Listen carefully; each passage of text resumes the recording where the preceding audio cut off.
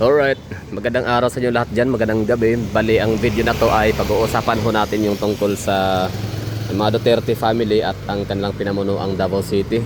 So marami kasi mga nasasabi sa comment section na ang Davao City kuno ay ginagawang gatasan at ginawang negosyo ng mga Duterte. Kasi nga, si Tatay Digong, no, naging siya, mayor for how many years? 21 years. Si BP Sara naman, I think nasa mga 9 or 10 years naging mayor. Si Basti naman ay nasa pangalawang termino na yata niya, no? I mean, siya, one term as mayor, tapos vice mayor, tapos ito vice mayor ulit, mayor na naman siya, acting mayor, kasi nga si Tatay Digong ay nasa Dahig. Ngayon ang Duterte naman ang ating acting vice mayor, kasi siya ang pinaka first councilor sa Davao City, si Rigo Duterte. And siyempre si Kong Pulong Duterte ang representative ng District 1 sa Davao City, and of course anak niya naman ang sa may District 2, si Omar Duterte. So in total of limang Duterte ang nakaupo sa Davao City. I mean, 4 lang pala, no, kasi nasa Dahig nga si Tatay Digong. So Basti, Rigo, Omar, and Kong Pulong ang namin dito, mga opisyalis, no, sa Davao City. So ngayon si BP Sara naman, no, nasa talaga, no, Vice President. So totoo ba yun na ang Davao City is ginagawang negosyo ng mga Duterte? Totoo ba yun na ang mga Duterte ay ginagawang gatasan ang Davao City? The answer is, I think, yes, no? So ginagawang gatasan ng mga Duterte ang Davao City. Alam mo ba na ang mga Duterte dito ay walang kalaban? Oo, every election. Oo, wala. Alam niyo pinagagawa ni Tatay Digong at saka ni ng mga Duterte, hindi lang ng Tatay Digong. Kapag meron ditong mga lumalaban sa politika sa mga Duterte, ay agad-agad yan pinapa-disqualify. Oo, totoo yan. Disqualify. 'Di ba mga taga Davao? Totoo yan, no? Sa mga shout out diyan, mag-ingay sa mga taga Davao. 'Di ba? Walang kalaban ang kahit noong nakarang eleksyon, walang kalaban. May mga nag-file ng candidacy pero disqualified. Oo, kasi makapangyarihan ng mga Duterte. Oo, hawak nila ang Comelec, hawak nila lahat ang kapangyarihan. So takot ang mga kahit anong agency. Oo, takot ang Comelec sa mga Duterte. To the point na wala talagang dito.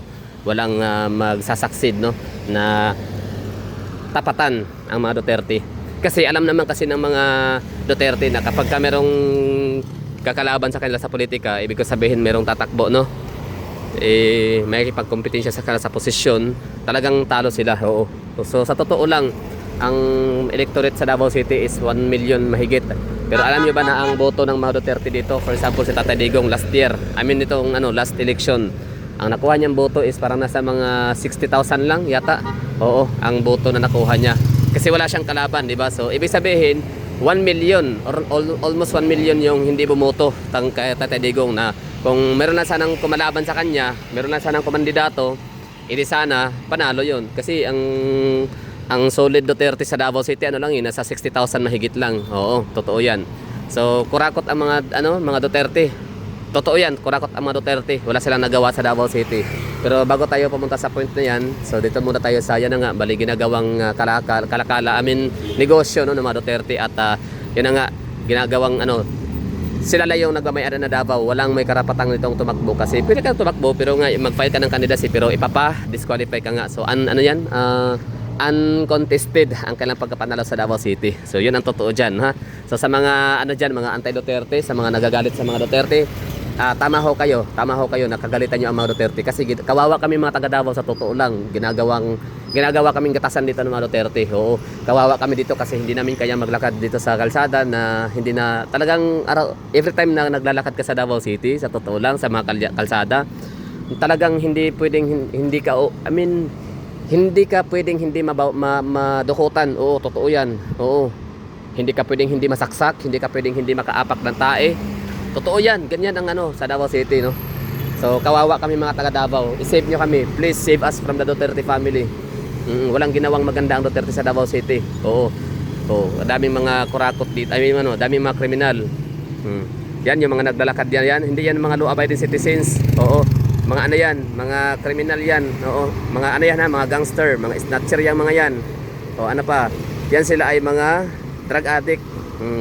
So yun yung mga dito makikita natin sa Davao City.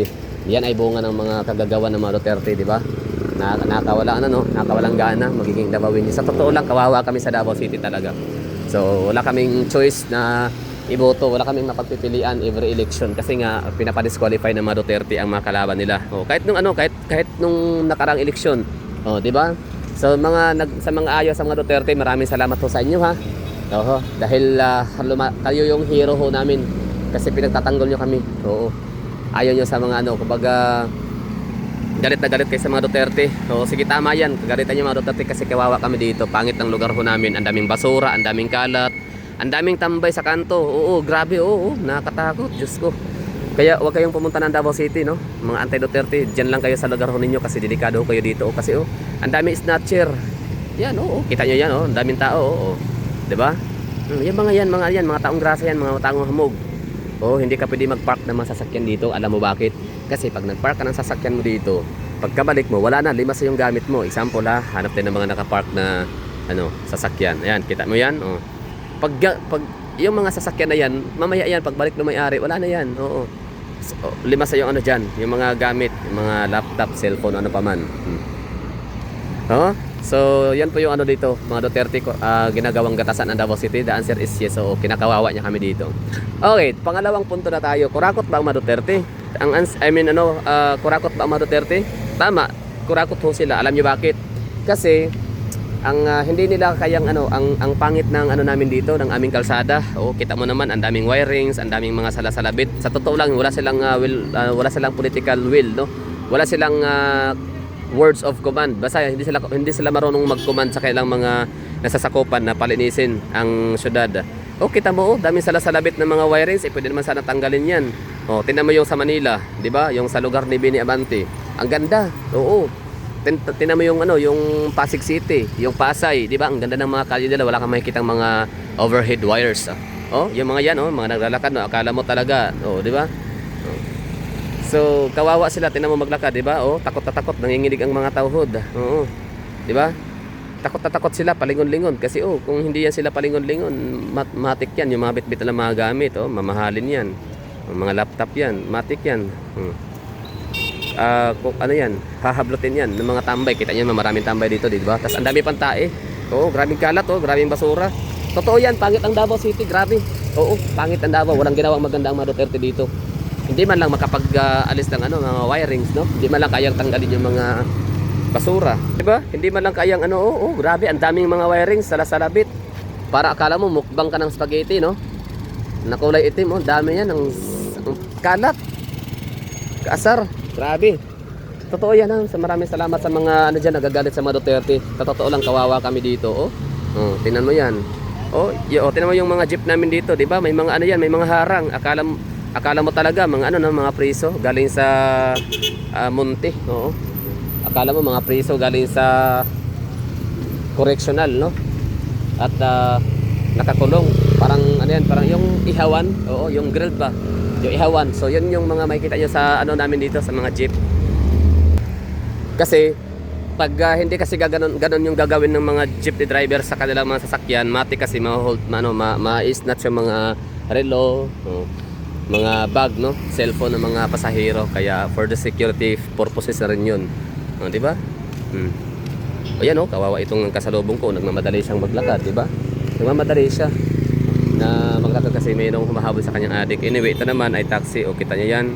Yung mga taxi driver dito, mga mga buhaya, no, mga taxi driver namin dito. Mga hold upper ang mga taxi driver sa Davao City. Kawawa dito pag maiwanan ka ng mga 1,000. Nako, hindi niyan isusuli. Walang isusuli dito ng mga driver ng taxi sa Davao City kasi nga hindi sila takot sa mga Duterte. Hindi ang mga taxi driver sa Davao City, grabe, nananaga yan sila, no?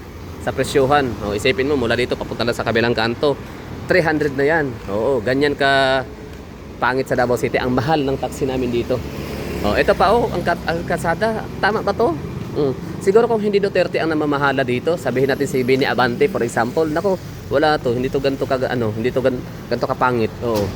Panigurado maganda, no? Baka naka-tiles. Diyos ko, ganda Ay, sorry. Bayan.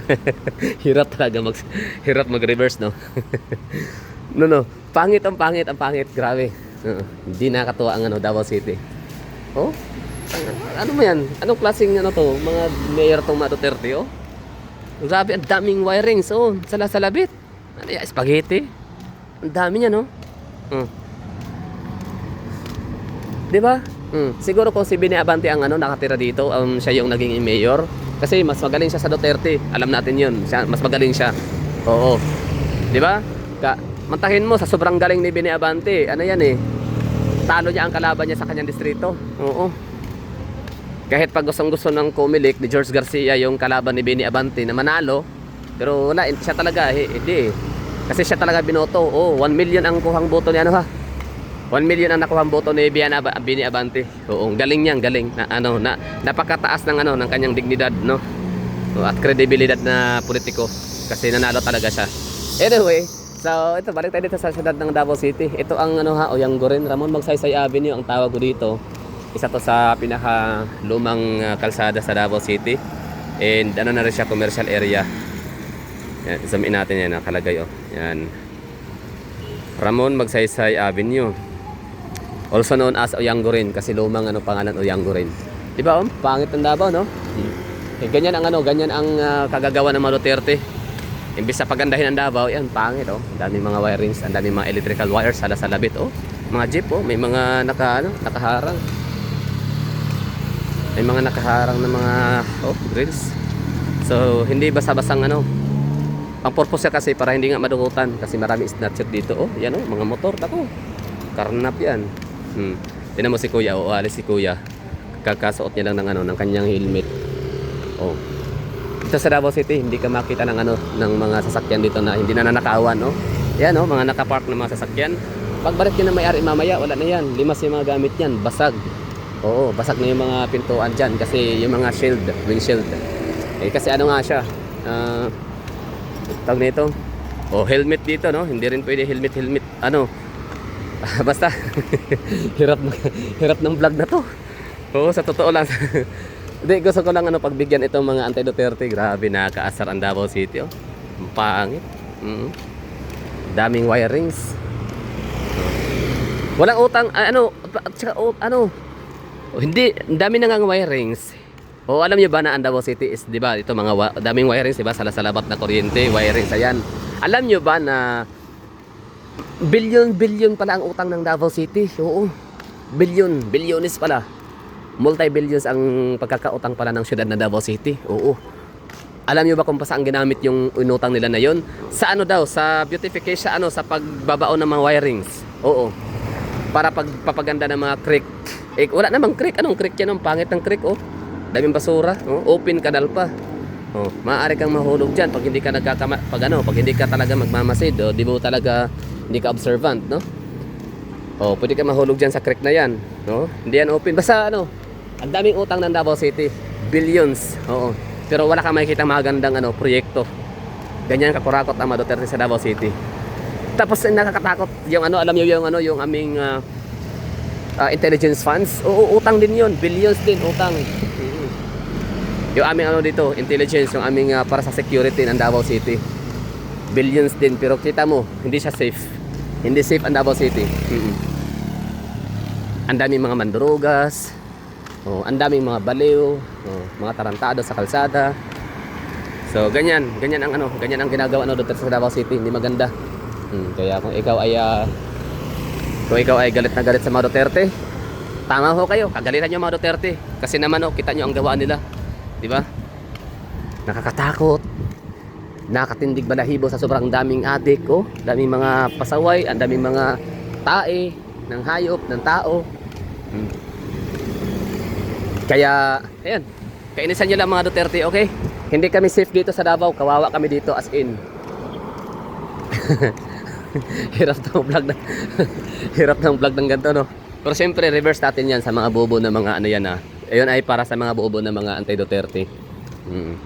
So ang kabalitaran nun is alam naman natin talaga na Davao City is the best city in the country of the Philippines, no? So kahit anong paninirang ginagawa nila, kahit anong paninirang gagawin nila sa mga Duterte, sa Davao, mga Davaoenyo, hindi tayo papatinag dyan kasi sa totoo lang beyond comparable ang mga Duterte kahit sinong mga politician sa Pilipinas.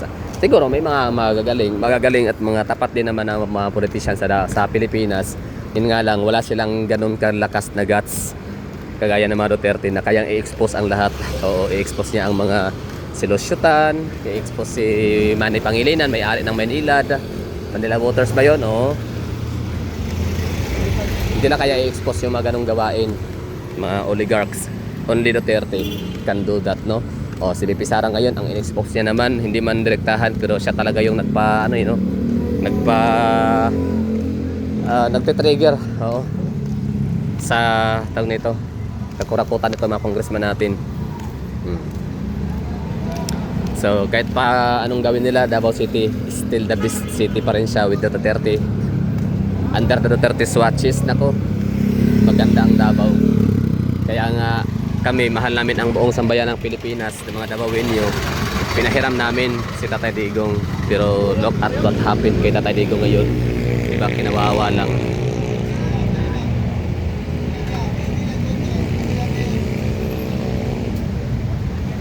Andun sa Lahig si Tatay Digong, kawawa, no? Pinakulong nila, pinakidnap. Ngayon balik si Garma sa Pilipinas, so para syempre pag-usapan niya, no, pang diversionary tactics, which is dyan naman talaga magaling ang mga kalaban, mga antay. Ganda ng Davao, no?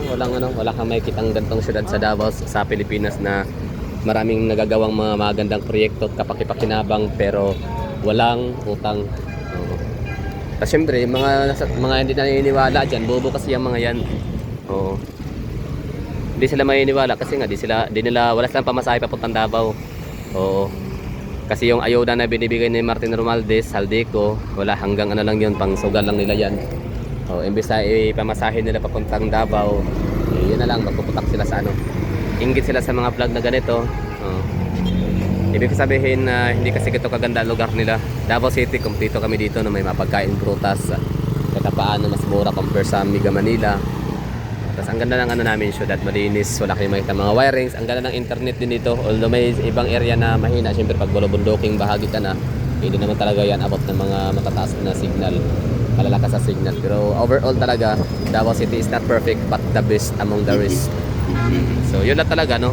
May mga magandang syudad din naman kagaya sa Davao City, o mas mahigit pa nga kung pagandahan lang, pero doon tayo sa point na walang utang ang Davao City, doon tayo sa point na safety ang Davao City, doon tayo sa point na malinis. So hindi man siya ganun ka-aesthetic, walang masyadong mga palamuti, pa art ang namin, mga kalsada, pero appreciated namin as Davaoenyo kasi nga malinis pa rin siya still, maganda pa rin tignan, di ba, kaaya-aya pa rin. End of the course yung safety.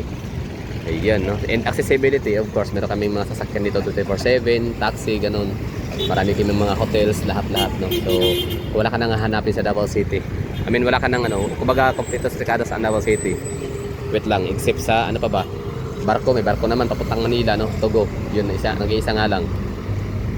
So, yan na siguro. Thank you for watching. Nakatuwa lang, no? I-share sa inyo dito. Sinubukan ko lang na i-reverse yung, yung mga bobo kasi, yung mga bobo kasi ng mga anti-Duterte, gagawin pa natin yung bobo mas lalo.